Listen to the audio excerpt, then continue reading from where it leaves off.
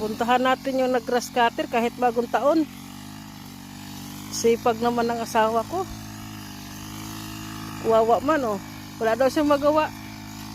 Kaya mag-grass cutter na lang.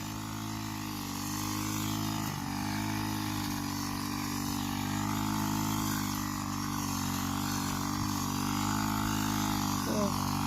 Bakit parang palaktaw-laktaw yung grass cutter mo? Oh. Happy New Year! Ang aga-aga na grass cutter. Bagong taon eh. Sobra naman sipag yan. Happy New Year guys!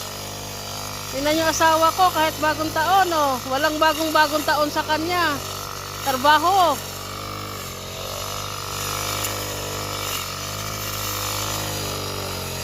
Kasipag-sipag. Kahit stroke yan oh. Trabaho pa rin siya. Oh, Happy New Year. Buti na lang, hindi ganong mainit. Makulimlim kunti.